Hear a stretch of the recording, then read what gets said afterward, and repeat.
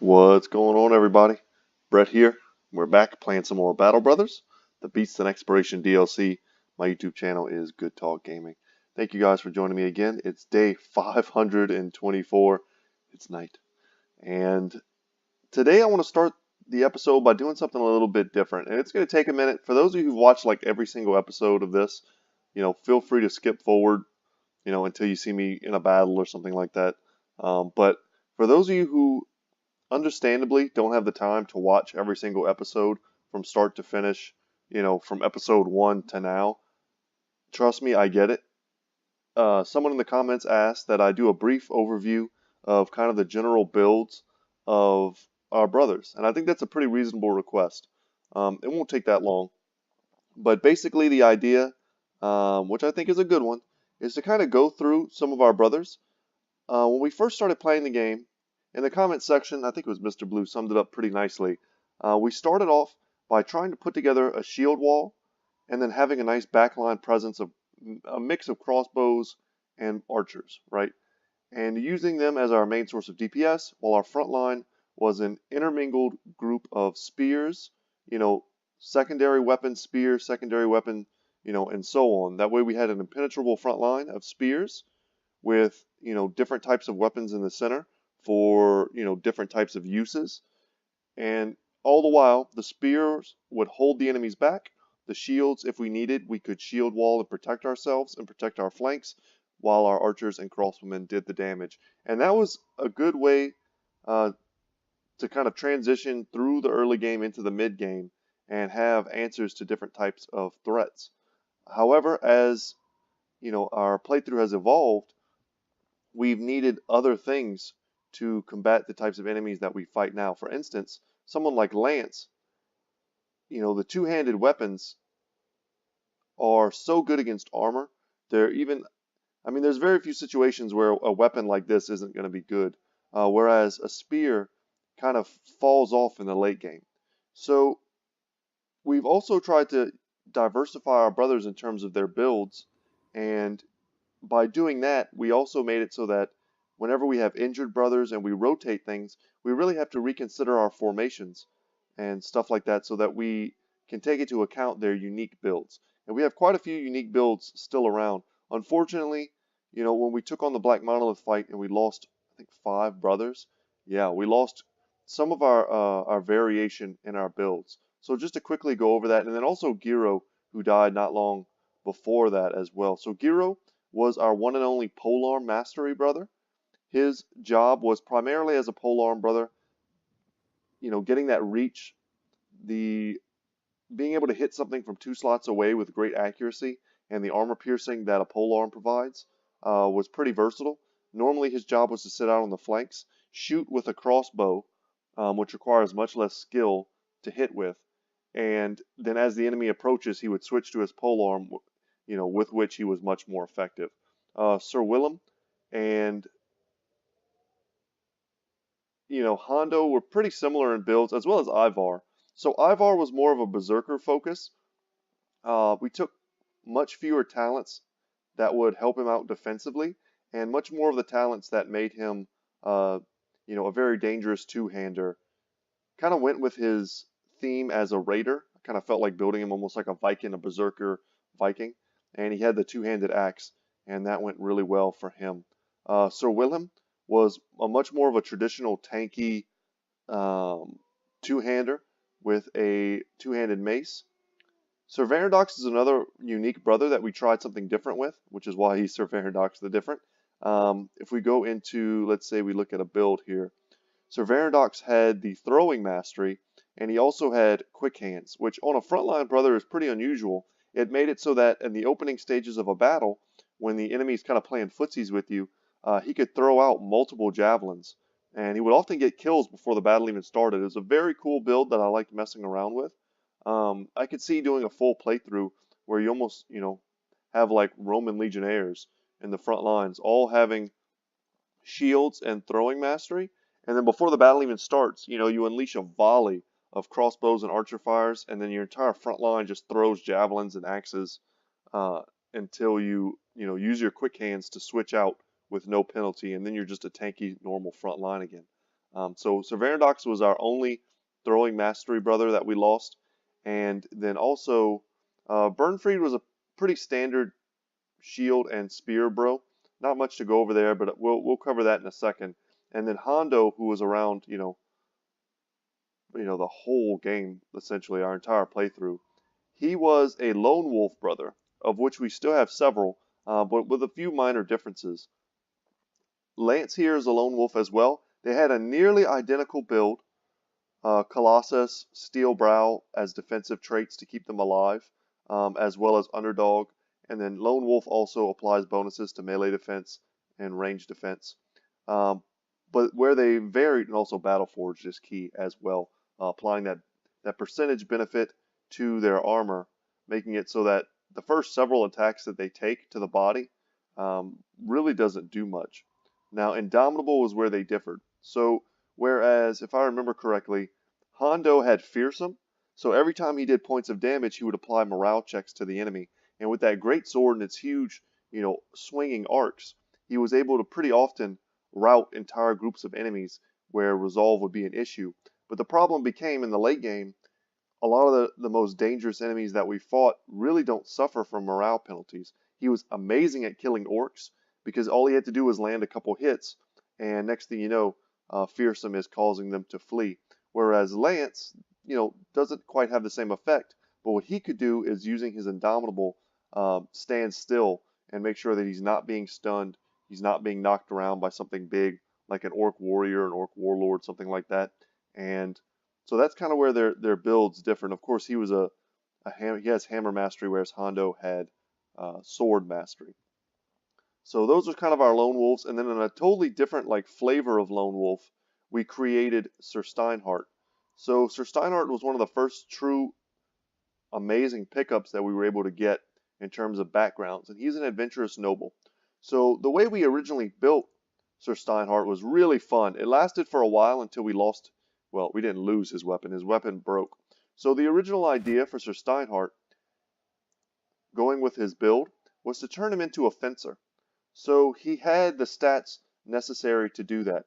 High hit points, playing into nimble, making it so that as long as his armor is light, the percentage damage that he receives to his HP is reduced by 60%.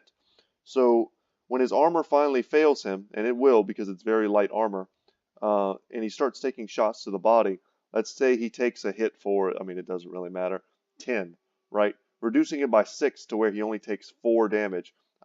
That's huge, and you can see with a giant HP pool, three stars in that, over 100 HP, that's going to add up in the same way that Lance having massive armor and Battleforge lights up. It's just either one is not really better than the other, is what I'm trying to say. But depending on the build and the types of weapons you're trying to make use of, you had to be aware of that. So we took Sword Mastery to lessen his fatigue, but when we first started, he had the Rapier, which doesn't benefit from this at all other than the fatigue chance, or the fatigue percentage that it reduces. But the Fencing Sword gave him a unique attack set. Now, of course, he has the most powerful weapon in the game, the Reproach of the Old Gods. But in the beginning, the Rapier allowed him to be very mobile. We made it so that fatigue would not be an issue. He has super high fatigue, and with the light armor, he doesn't really have to worry about running out of, quote unquote, like stamina, so to speak. His resolve is very high. Whenever he is receiving this lone wolf buff from fighting, far away from our front lines, he was very difficult to take down. One of my biggest regrets with his build, it's not, not so much a regret, because the way we were playing him with the Rapier, I feel like he's just about perfect. We could go more in depth. High HP from Colossus. Recover allows him to get back that fatigue if he needs it in the middle of a battle. Dodge. He has incredibly high initiative, so as a result in battle, these two defensive stats shoot like through the roof. And because fatigue and initiative work kind of in conjunction, he basically never runs out, so his initiative is always high, so ergo his defensive stats are also really high. Brawny plays into that as well, reduces the penalty from wearing armor and helmet by 25% to his fatigue, so he's almost at that 100 mark. Sword Mastery also plays into fatigue. Overwhelm, as long as he hits first, he lowers the melee skill and range skill of his opponents. So he'll always hit first. I mean, that's just part of his build. He's super fast, and he applies these, defensive, I'm not going to call them defensive buffs. They're more like offensive debuffs to whatever thing he's fighting, which is why in the Black Monolith fight, he was able to essentially solo the Conqueror so easily. And in, oh man, the fight where he earned this sword, he basically soloed, what was that thing's name? The Ratchageist? He soloed the Ratchageist without taking a hit because he just kept applying that overwhelm, and he made it so that in conjunction with his dodge and in conjunction with just his high stats overall, he wasn't getting hit, which was pretty amazing.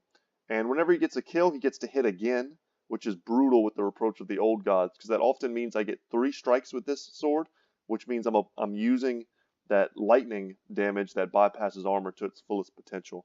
And his build is really built around not getting hit, but if I get hit, my armor takes the hits first, and then when my armor goes, I'm still fine because I have Nimble.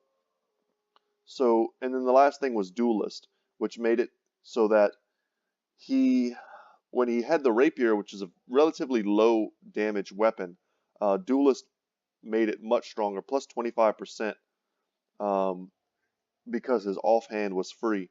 But kind of doing the math there, this is the strongest shield in the game, and because this is not a Rapier, and he doesn't have that same kind of 2-tile lunge attack that he used to have, I've opted to kind of keep him in the formation in more dangerous fights, mostly because resolve can be an issue.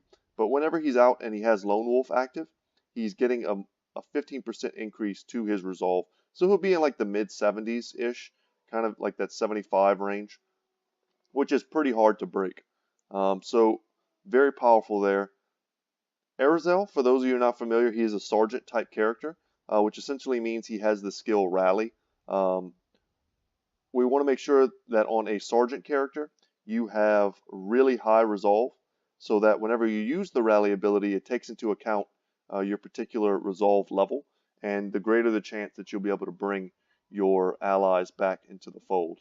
So we also have we have lots of unique characters, guys, so this could take a second, probably a second longer than I anticipated.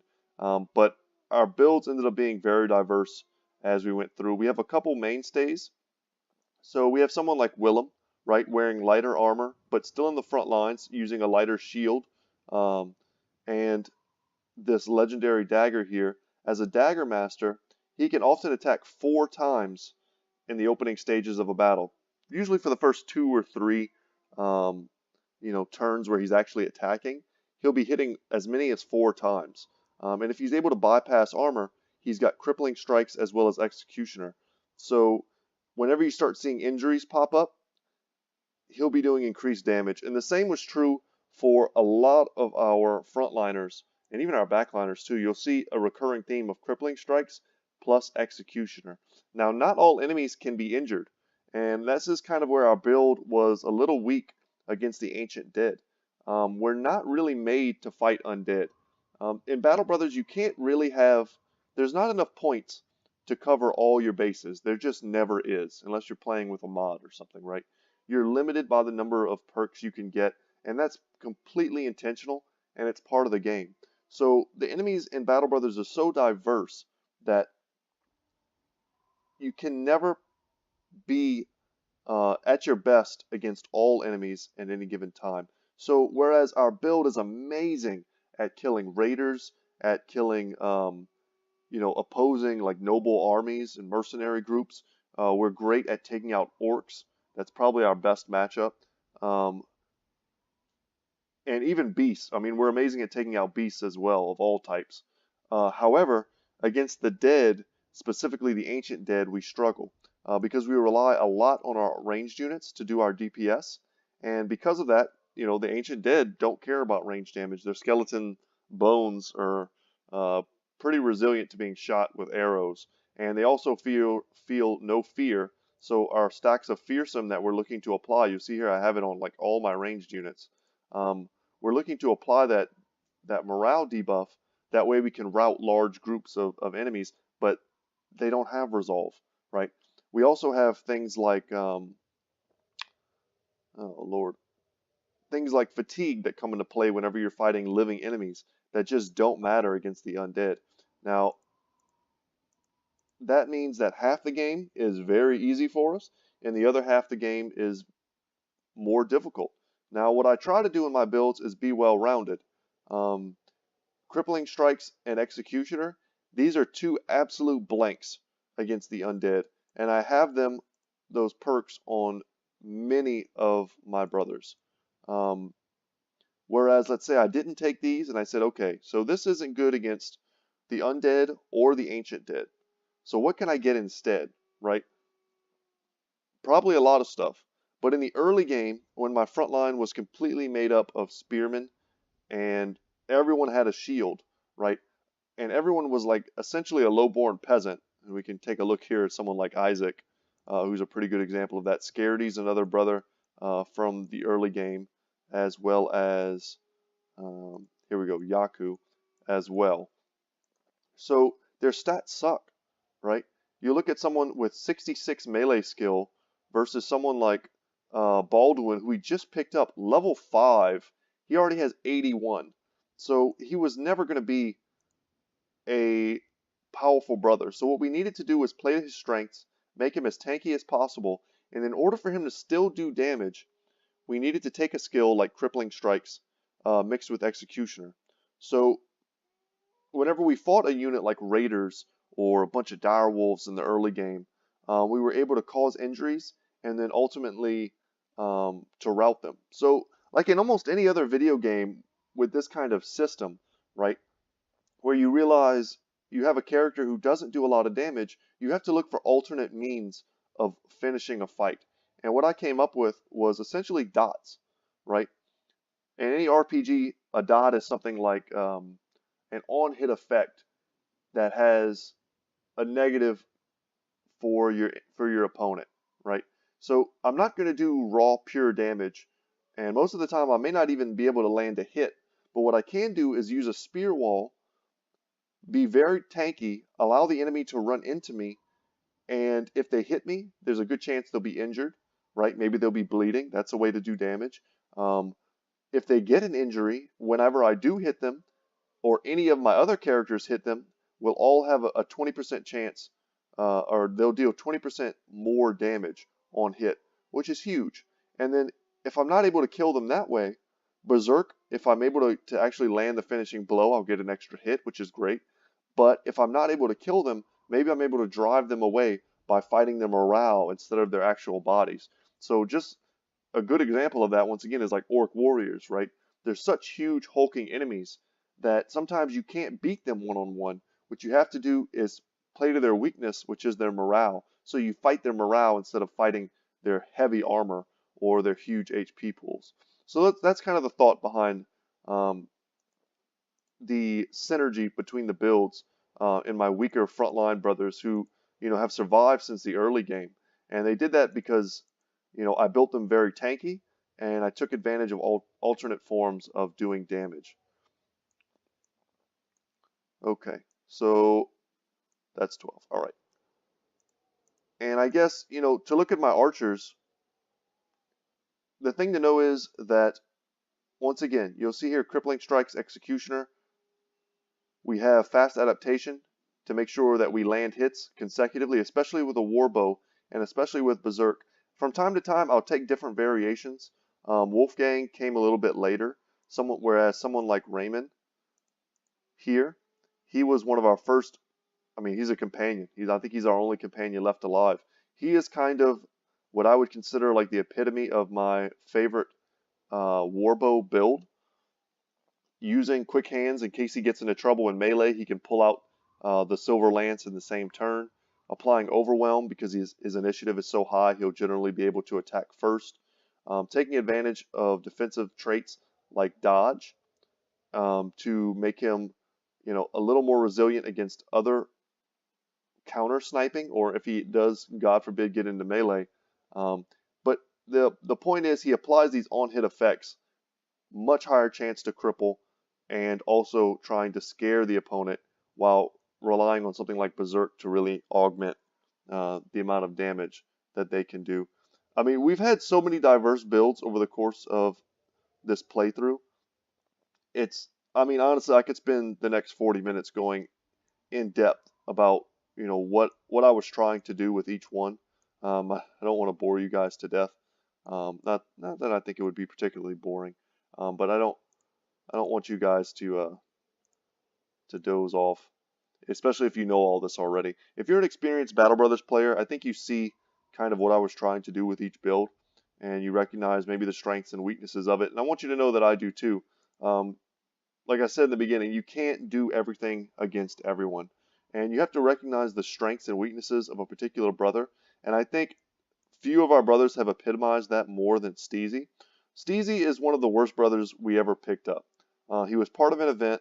I named him after a real life buddy of mine. I'm not just going to get rid of him just because he was bad. We had the space in our party at the time. But playing to his strengths, we turned a brother who was, on paper really weak into a brother that has pretty decent value to us. So, as a retired soldier, his certain stats for him were going to be weak. Just picture him as an old man, um, and you kind of get the general idea, right? Poor fatigue, but he's seen so many battles that his resolve is very high, right? And because he's so old and his fatigue is so poor, his initiative is low. So he always goes last in a fight, right? His HP was low because he's not in his prime anymore. His hit points were very low. So trying to build into something like Colossus on him, where we get a percentage increase of his HP, is going to be a pretty poor talent when he started so low. We also recognized we're just not going to get the most out of the percentages, that is to say, whereas we can easily get to 100 on some of our other brothers. This guy's already up to 82 thanks to Colossus at level 5, whereas on Steezy that's just not going to happen. So we need to look for alternative forms of tankiness, and I look to something like 9 lives, where he gets an extra chance after he receives the killing blow. He's still alive, right? So it doesn't require any stats at all for this to work. Also, Battle Forged. It sucks that he can't wear heavier armor. This is probably the limit of the heaviest armor we should put on him. Would love to just stick him in, this full plate that we have here, the coat of plates. But if we do that, he'll never be able to attack. And one of his strengths also was his resolve. So going into Fortified Mind really built into that extra 25%, makes it so that whenever we fight units like Alps, very scary. They play on your build's weaknesses against Resolve, as well as the Hexen, things like that. The creators of Battle Brothers did a really good job of testing you in all these different ways. And Steezy, while pretty horrible in a straight up maybe an Orc matchup, not bad in a fight against Hexen or the Alps. Also has the Taunt ability, playing into his enormous 3 stars in melee defense is huge. So let's say we have him in the front line here. So Steinhardt's taking a beating. We want to make sure that the Orc warrior standing right in front of him doesn't land the killing blow. We have Taunt. And with this much melee defense, the odds of him getting hit are pretty much nil. And if he does, he's got Battle Forge and also 9 lives. So that's kind of, Steezy's deal. And we also built into Resolve also to counteract his perks. You always have to keep in mind the particular perks that your brothers have whenever they join your party. So, once again, no better example than Steezy. Paranoid, he came with almost no initiative thanks to this. He had better melee stats or defensive stats than he otherwise would have. But the initiative was so poor that just excludes certain things right off the bat, right? He'll never be someone like Sir Steinhardt with high initiative, being able to use dodge and things like that. He's always going to go last. And that, coupled with his retired soldier background, made it pretty horrible. Fear of beasts. Minus 10 resolve when in battle with beasts. So whenever we do the Hexen fight, we have to keep in mind that his base resolve is going to drop by 10. Which is going to, also reduce the effectiveness of Fortified Mind. And then minus 10 resolve at morale checks against fear, panic, or mind control effects. So Actually, now that I'm reading this, he's not going to be good against the Hexen Witch Hut fight. I was thinking some of these were already like applied, but they're not. So we basically made him a standard, very tanky defensive brother, and we built him to counteract his weaknesses. He might not be good against the Witch Hut fight, now that I read this superstitious thing, but he's still a solid brother that otherwise, had we built him just the same as all the other spear bros that we had at the time, he would be very ineffective in that type of combat. So yeah. So we also have, and this is probably one of the last ones I'll go over, we also have the hybrid types that we tried to build. And essentially they're brothers where their stats were so middling in so many different areas that it was really hard to pick what to do with them. But we recognized early their potential maybe to be a crossbow brother. So someone like this, you'll see very few similarities between them and the archers. But the general idea was to make it so that we take a unit with poor stats, but we still give them the chance to have very high DPS output with something like a crossbow, which requires much less skill than a warbow in terms of range skill in order to land a shot. And that's a way to take a brother with some pretty weak stars and pretty weak stats and ultimately make them still an effective brother. And you just kind of build them the same way, taking advantage of whatever individual strengths they have. So Oz here had huge initiative, so getting something like dodge on him, it doesn't apply yet, but gaining 15% of his current initiative on 105 initiative, I mean, he's basically holding a shield because of this one ability, which makes him much harder to hit in combat. So I think that's pretty good. We could go much deeper into the variations, but just know that no two brother is exactly alike, and that you have to build with that in mind. Okay, so let's change this up a little bit. Do something like that. All right. So I think I've talked enough. That was a lot. That was about 25 minutes of me, not necessarily rambling, but just going over things. So I want to take this fight here before we head back. We have some inventory space, and we can just kind of roll around here. We're waiting for daytime to take advantage of our ranged firepower, which if we're fighting the undead, we're going to be happy to have. All right. So what kind of enemies are we fighting? I see some fallen heroes. I see 3 of them right off the bat. And a necromancer. Alright, that's a little scarier. That'll certainly drag out this battle. We're going to advance with Lance and Steinhardt. Just go ahead and use our Falcon. Basically what I wanted to see is if there are any Geists on the field. But we're counting 1, 2, 3, 4, 5, 6, 7, 8 fallen heroes. That's not a small number. So we pass with our front line. They really can't do anything. And we're going to let them come to us. So guys, I hope you appreciate that. I mean, that was, for some of you, I'm sure that was boring.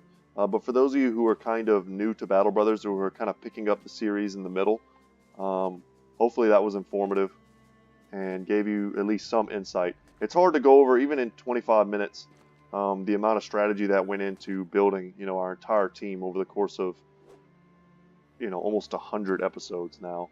So I tried. I did my best. And just know that sometimes there just is no rhyme or reason. Sometimes, my reason for doing a certain build was just that I'd never done it before and I wanted to try something new. So whenever I play a game, it's not always about the most optimal picks. That's just not how I play games.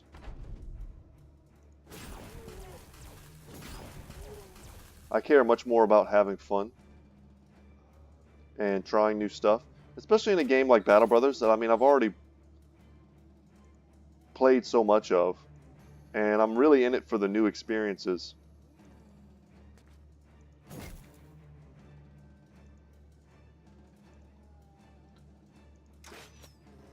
So what I'm worried about now is we went out with our lone wolves. They're going to be extremely hard to hit. I highly doubt anyone will be able to hit them.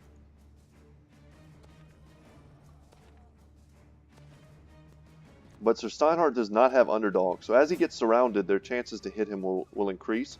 We really need to start getting kills with him so that we can proc Berserk and apply that overwhelm to our opponents.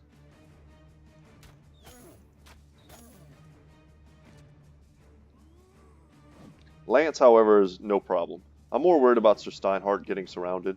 Lance has underdog, which means that he doesn't suffer any type of defensive penalties from being surrounded. He also has Indomitable, which protects his HP total pretty thoroughly. But I mean, his armor is huge. His HP is also huge. Pass, pass, pass. Yeah, he even has the reflective armor. So if anyone hits him, they'll take damage. Good finish in there from Sir Chris, the realist. And for those of you out there watching who, are new subscribers who haven't given me a name suggestion yet, we still have new brothers. I mean, we just picked up Baldwin and Guido as well as Sir Dankred. So there's definitely room on the squad for some new names if you're interested.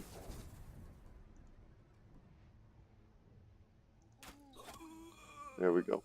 So part of our build as well is making sure we take full advantage of Berserk. So a lot of times we can manufacture a situation where we can get an enemy low, like this one, get the kill, and take another shot. So there we go. We have quite a few injured enemies right now, so we don't really need to... Ooh, now we get it. Can we get a triple swing? Not really.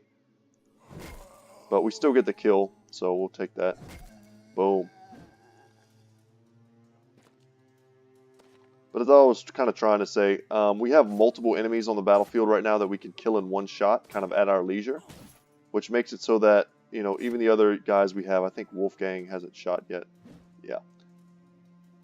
If we're able to get a kill with him, we'll get another reset. It's all about just making sure we have multiple resets. So that we're making the most out of Berserk. So like right here, boom. We're going to get that kill. That applies Killing Frenzy to him, so plus 25% damage. Really good. A great alternative, honestly, to getting crippling strikes as well as Executioner. If you just get Killing Frenzy on everyone, then you're going to have that effectiveness against all unit types. So that might be something I consider more heavily in my next playthrough. Trying to take as many builds that are universal against all enemies as possible. But we kind of, not say we struggled in the early game, but there were some tougher moments.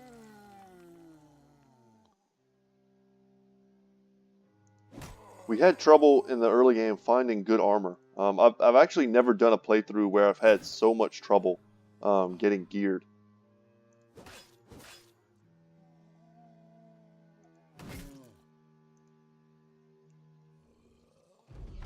I mean, even into the extreme late game, we still did not have some of the armor that we're still using right now. And there you see we attack 3 times because we get that Berserk reset. Let's move up this turn. Start making use of Willem. And we also want to be careful we're not taking targets from brothers that don't have any.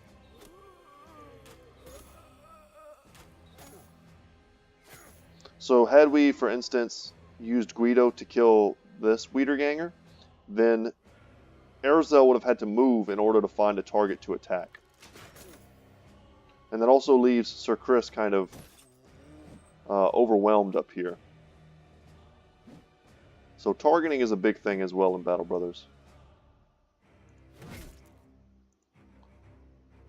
What I'm attempting to do now is focus down the weaker guys. That way we can leave the fallen heroes isolated. And then we can kind of beat them down as we're able to.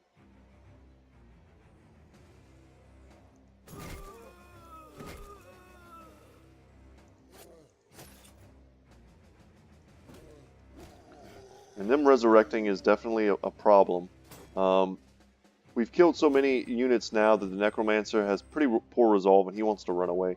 Kind of don't believe that for a second. He'll come back. And now we're taking advantage of our resets to clear out the chaff. But we'll need to start moving forward if we want to actually get this Necromancer. And since he's fleeing, his kind of retinue, his bodyguard here, is going to advance and stop protecting him. But I have no doubt he'll come back. He almost always does. So when you're fighting the undead, you have to be careful. When they do resurrect, if you're standing on top of them, they'll push you.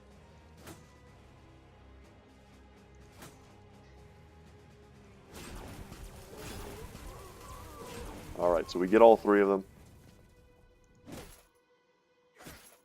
We move one step forward, can't pass the zone of control. Let's use the high damage of the crossbow on the fallen hero who hasn't taken any damage yet. And now we need to take advantage of our split attack to go down this line here. And boom, we get a decapitation, which means no more coming back for the zombies. Just clear the way so that once our brothers are able to, they can step forward. He's almost done. If we had been able to land even one shot, we would have killed him. Hopefully that doesn't come back to bite us.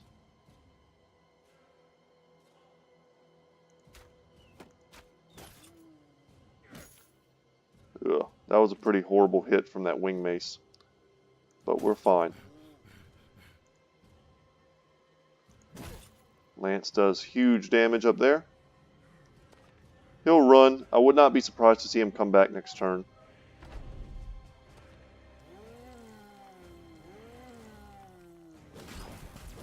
What I really wanted to do was get rid of these guys so that I could free Sir Steinhardt. And I'm trying to pierce his armor, but even if I'm not, at least I'm still applying Overwhelm so that when he goes to attack, his chances of hitting us are very low. There we go.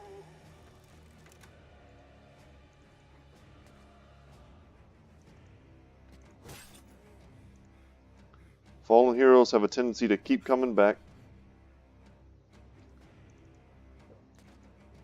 We're having some pretty big line of sight issues. So there we go. Baldwin finishes the fight here. And we still just have some fallen heroes that we need to take care of. And if we can, we'll catch the Necromancer. So one of the things, in differing builds that I didn't really go into was the consumable as well as reusable items or the offhand type stuff. And a lot of that is really just preference. I adjust that as I go. Maybe I go into a battle where I feel like I want to have as many war dogs as possible, in which case, I do that. Or maybe you have a brother who, by their nature, just has really poor fatigue. So that's not a brother that you want to, give him a bunch of extra weapons to have to carry. And then I mentioned before that I have several brothers with an ability called Quick Hands, which allows me to switch out weapons. So a lot of that comes into play as well. Fatigue and the ability to switch are definitely the two main things to consider. Whether or not you have a brother that has quick hands. That was some good damage we put on him. But our biggest problem right now, I think, is that we have Guido up here in a fight.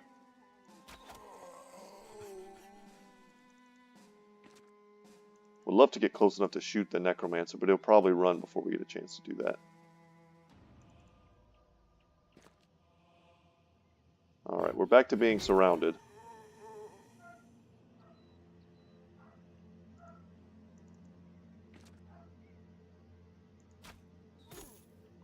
Alright, I'll take that.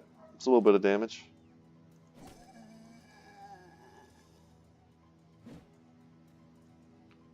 So I guess for a while there I was taking for granted the fact that you guys knew what I was talking about, or you understood the strategies I was going for, so I didn't really need to explain them. But I guess I didn't want to be redundant. I didn't want those of you who really understand this game to feel like I was over explaining or or even at the very worst being like condescending or something, thinking you don't know a thing.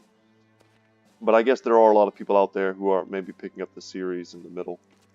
And yeah, so I'll do my best to at times reiterate certain things. Like the fact that decapitating an undead, you know, keeps them from coming back, unless it's a fallen hero. You know, that's kind of a little known tidbit. But for very experienced players, of course you know that, right? But it's worth saying for the people who don't know. Alright, so now we're getting in here, we're in his zone of control. The Necromancer should not be able to run. And Lance is just going to be stuck up here doing battle with these fallen heroes for quite some time, I think. He still has Lone Wolf. I kind of don't even want to mess that up. He can easily handle that fight. If we really want, we could do something like that to support him. Which ended up being a pretty good option. Okay. I just don't want to see any more resurrections out on the wings, because then we'll have to go and chase them down. Guido with the big hammer. Well, it's not really a hammer, it's a mace. You could probably use a mace as a hammer, though.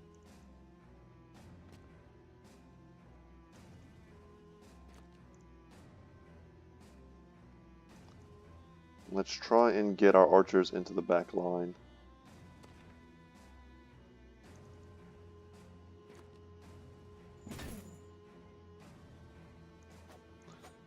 Ugh, we whiffed on the Necromancer. That was our chance to take him out of the fight. And Lance is going to be exhausted from beating down all those zombies. So he's just going to chill.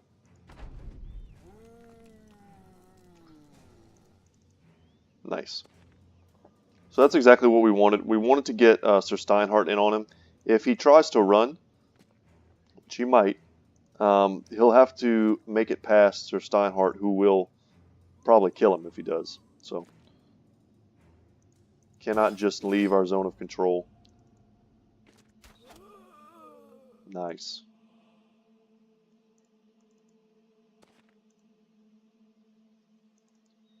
Honestly shocked he's not running yet.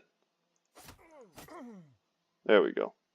If we get that killing blow, all that's left is to finish off the Necromancer, who is now running, so there's really nothing left to do.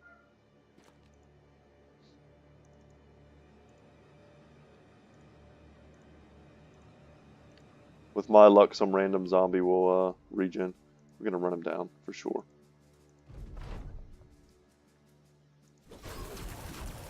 Certain enemies carry certain loot and give you chances of getting better loot.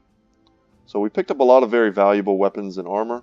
Some things we can sell, but our inventory still had some space, so I wanted to make sure we were taking advantage of our inventory space and our time. And I also think that these guys, do they still have training active? Yes, so we get one more battle. I guess we don't have any on Sir Dankred. Could have sworn. But they're going to be leveling up nice and fast, thanks to our training regimen. So let's go ahead, and on the way, it's always good to take battles. Our brothers were healthy. Our inventory was open. And that was a great opportunity to get lots of experience on our 3 new brothers. So let's go ahead and head back into Winfest. We're going to get paid quite a bit for this. Oh, before I forget, talking and not playing. That's a killer. So let's, we want to repair this stuff. Some of these are extremely expensive, and I would rather spend a little bit on our, tools, and then make it back in these weapons. We don't want to repair the cheap stuff, just the expensive stuff. Like all of this, all these helmets here are pretty valuable. This is probably worth repairing as well. This is definitely worth repairing. But yeah, I kind of missed out a little bit on that. That's alright. It's not going to amount to much. A couple hundred extra gold maybe. By the time we get here, you'll see our tools are just getting wrecked. Yeah, I mean, it would take a lot longer than this to repair all that. But here we go. 4,200 crowns. Very cheap tools, a cheap dog, cheap food, everything's good here. So let's get rid of this junk. We're up to 4,400 right now. Let's see what we can get to after all is said and done. We don't need that augment. Really be careful not to sell stuff we can't live without.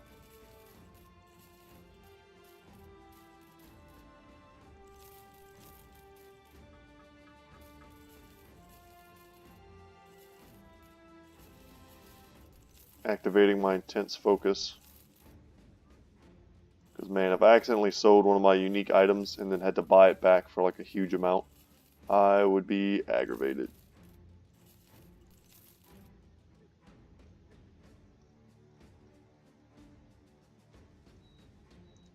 Okay. And oh yeah, we can get rid of these pelts. They're just taking up space. What else? Yeah, these glands. We don't need those. Anything else? We keep a lot of crafting items. And we also keep a lot of bone plates that we don't need, that's for sure. But let's... So we made it up to almost 50k. We could easily hit 50k if I just got rid of some of the stuff I'm holding on to. But we definitely want to get... Let's see here. 20, 40, 60, 80, 100, 120. That's what we needed. We can even buy a stack of ammunition. We can go up to 500. I think we're good on that. Food-wise, we've got 5 more days left. Let's see what type of food we have so we can vary it out. We don't have any venison, and we don't have any wine. So those are 2 good pickups. Get some mead, 7 days. Never want to neglect the cheap stuff either. 8 days. Can we get up to 9? Yes. Okay, I'm happy with 9 days. Oh, we could get some fish too. Dang, didn't go up go up to 10. There we go, 10 days. 10 days of free adventuring. And we can also check the armor and see if they have anything cool and unique for us. No luck. There's nothing we need. And nothing good in the weaponsmith either. They also have no quest for us. Take a drink.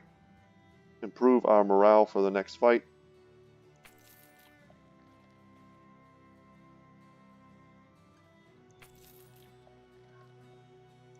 Okay. So we need to leave here. Let's actually look into Sir Dankred. We're going to get him his veteran's lessons. Oh, actually we should also probably, since we're, you know, still 2 men short of a full squad, we can look at picking up some new brothers. Sellsword is good. I think at this point the only one I really want are going to be adventurous nobles. This guy comes pre-leveled. He's very expensive. He probably wouldn't be bad, but we can afford to be picky at this point because we don't actually need any new brothers. The last 3 pickups were pretty good for filling that gap. And let's head up to Eichenberg and see if they've got anything new for us. So we want to get in on the Greenskin invasion right now, if we can. You'll see every now and then I duck off the road just to try and get some vision. Maybe there's something there. In the past they've put stuff there. Alright, so we get a chance to buy another helmet. It's a good one. Illustrious Heraldic Bassinet. We've already got like 3 of these, but we're still using full helms on some of our brothers. So full helm, right, is 300 with 20 fatigue. This is 364 with 20 fatigue, so it's just a strict upgrade. It even has less vision impairment. So 364 with 20. Let's look at our brothers to see who's kind of like wearing what right now. Wow, it's much stronger than this. This is 328. And then we have another one here. It's 333, but it's only 15 fatigue. So this one got a really good fatigue roll, whereas this one is really crappy comparatively. And this one got a decent fatigue roll, but like a really bad, like actual, not durability. Yeah, a durability roll. So they're somewhat random in that way. But it's a strict upgrade. We're going to buy it. We're kind of rich right now at the moment. We're going to sell off that other full helm. Recoup some of our losses there. And who do we want to give that to? We'll give it to Sir Chris because he's like constantly in the fighting right now. And this is just a strict upgrade to someone like Balduin. And since Steezy's not really using anything right now, we'll switch these out. So this is 11 fatigue, this is 14. Yeah. For the extra 100 and what is that? Like 112 durability, that's absolutely enormous. And let's give this to Steezy, who looks cool with it anyway. So, nice. And we'll hold on to that stuff. Balduin, man, you showing your age. That big gray beard. Okay. Kind of like something like this.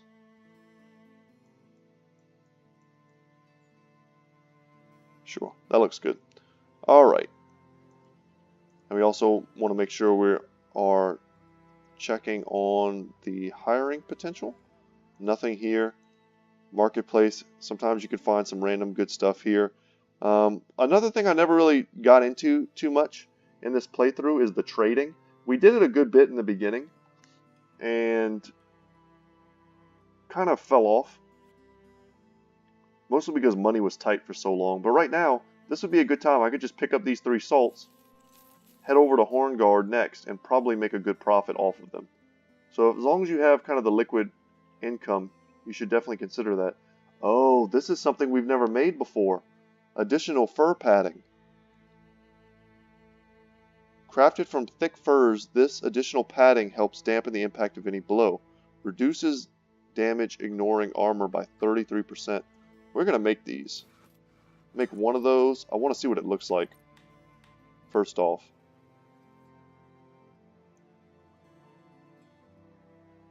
We have a lot of pelts. What else do we have that requires unhold fur cloaks? We already have one of those in our inventory, and we already have one of those equipped as well. Yeah, let's make 2 of these bad boys. That looks awesome. Alright, let's check out...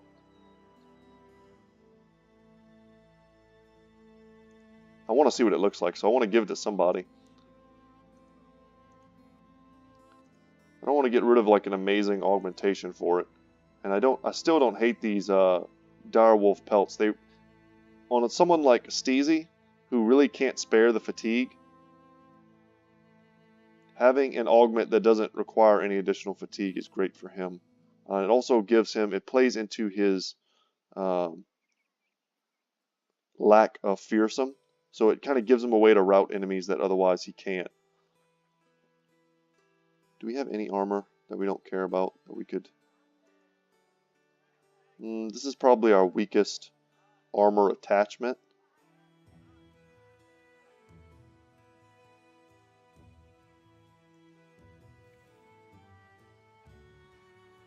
Reduces damage ignoring armor. I mean, that could be great on this.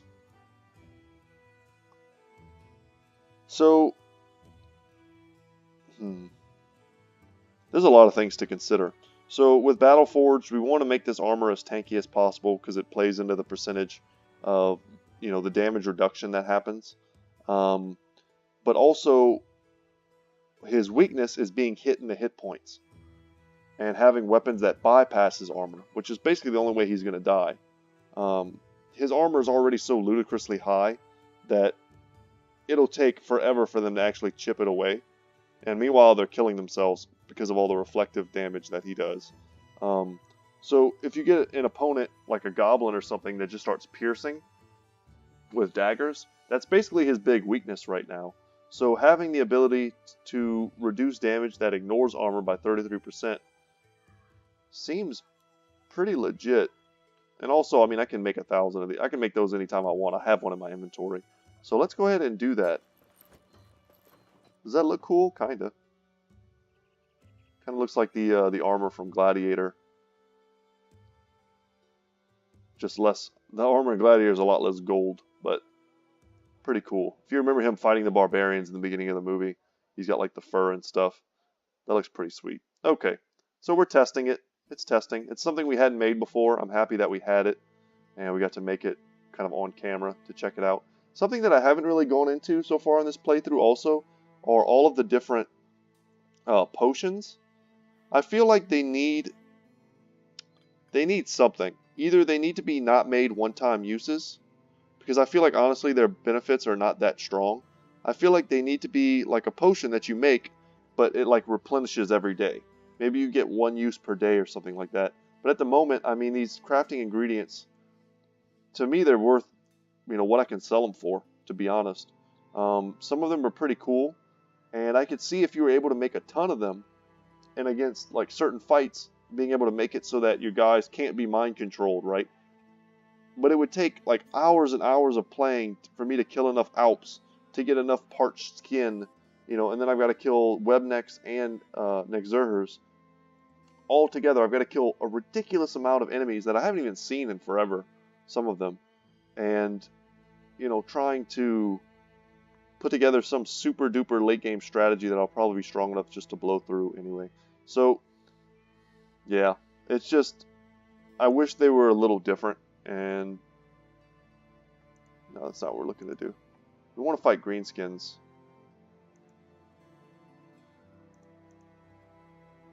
Around Tarsdorf, and then they want us to come all, no.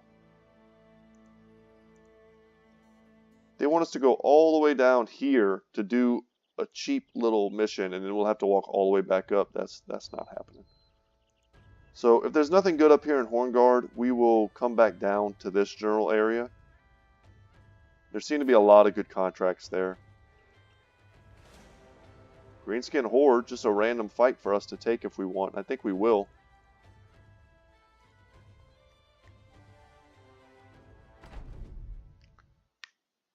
Yeah, kind of a fun mix of goblins, berserkers, and orc young. We'll see what else there is in a moment.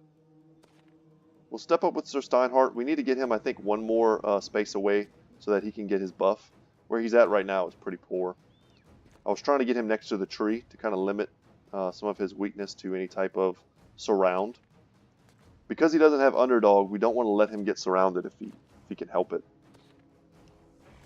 But they advanced and they didn't even, throw their nets or anything. So normally in a fight like this, I would heavily prioritize bringing warbows to shoot down berserkers. Alright, nice easy kill. Let's hit the one with the armor.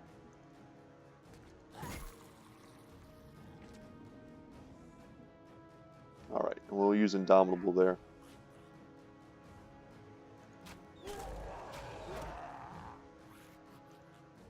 Let's let them come to us.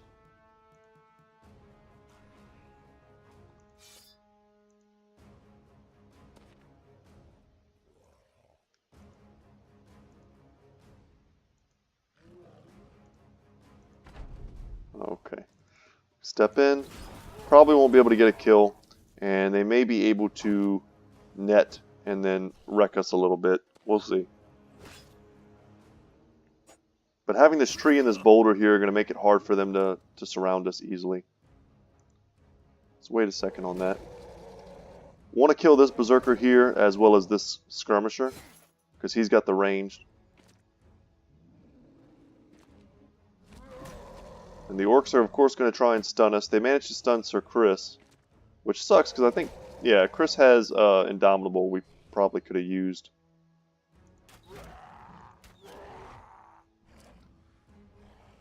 So we've set them up for some pretty easy kills in the front line here.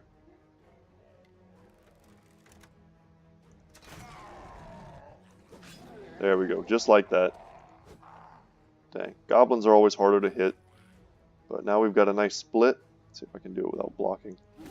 There we go. And the resolve should certainly be wavering now.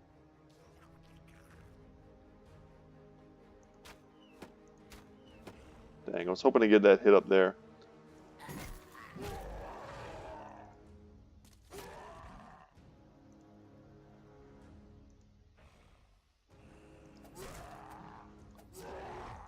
Perfect.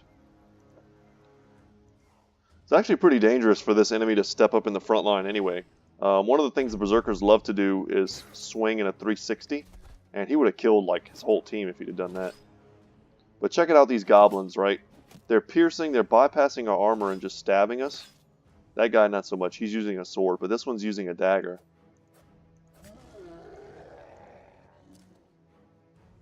I should have stepped in there. I should have let Sir Dankred step in. He's got no attacks left. Sir Dankred would have been able to swing once. And now we can't. But that's okay. That frees us up to tie these units down here. Boom, shakalaka.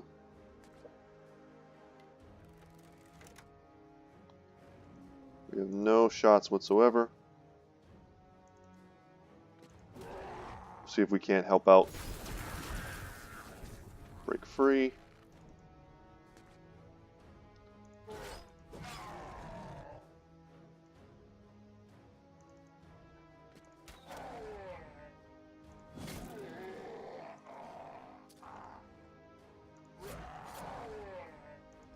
I was going to say, this Berserker is probably the most dangerous thing still left alive. But being able to take him out early like that. The goblins are going to use their footwork to escape. It's just a thing that they do. They don't always use it though. And I'm never really sure if that means they don't all have it.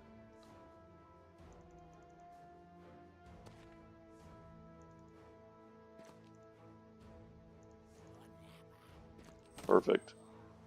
And that hit. And we leveled. Very good. And that was a free fight. Absolutely free fight. Now let's head down to Horngard. We're at an hour today, and I think that's where I'm going to call it. But I hope you guys didn't mind, especially those of you who've been with me since the beginning. I hope you understand why I felt the need to perhaps educate some of our fellow brothers who are joining us for the first time in this playthrough. And I hope you don't begrudge me that. Let's go ahead and give you guys the satisfaction also of watching me make some fat cash off of all this orc and goblin junk. Cool. The prices here are great as well on some stuff. Tools, things like that. And let's also take a second to see if we can't find... Man, I was hoping for amazing weapon. Amazing armor. Shoot. Oh well. You may be interested to learn that our old herbalist outside of town got robbed last night just as a wealthy knight paid him a visit. The assailants, he claims, it was small creatures looked like deformed kids, killed the knight and made off the hills in the southeast. Deformed kids. That sounds like Nagzurhers, or it could be goblins. Either way, that's interesting. And we'll check to see if there are any great potential brothers here. Erling the Fearless sounds cool. Probably has incredible resolve.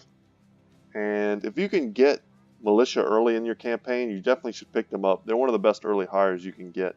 But before we go, let's see if we can't find that place they're talking about. I think they said southeast in the hills.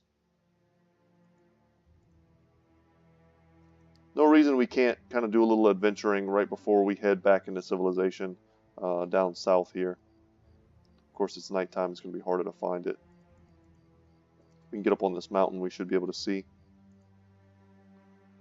Come on, dawn. When dawn hits, we should have a huge vision. That's probably not where it is, but we'll take it. And then also before we go, let's make sure we level our brothers, so I don't forget. We have quite a few levels now. Berserk is pretty much an auto-include on all my brothers.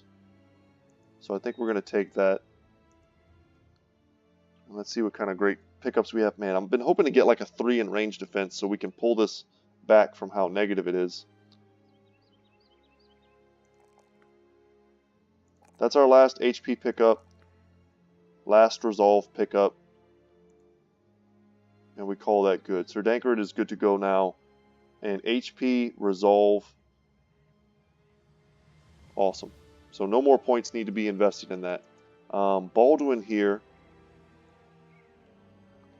needs reach advantage if he is going to continue using that sword. A 4 roll in that is pretty amazing. Not so good on the resolve. We don't need that. Tempted to take a 3 here. That's not his best potential roll in range defense, so I think we take a 3 in melee defense, which is pretty high. He's at 25 almost naturally. That's crazy. So we look at his stats. I mean, he makes a good two-handed sword, bro. He certainly does. Yeah, let's just give him reach advantage right now, and then we'll try and get him Battle Forge next perk. Battle Forge is certainly, when you have heavily armored brothers, it is absolutely the most important thing. So what do we have here? Gets a point in his melee skill. He could use a point in fatigue and in resolve. Okay. So nice little levels there. And then it looks like probably Guido's getting close. Alright. But that's going to be it for me today, guys. Thank you so much for watching. I hope you enjoyed today's video. I appreciate all of you who do watch, and I appreciate every one of you who have subscribed over the last couple months. It's been great. And yeah, that's it. See you later, guys. Take care.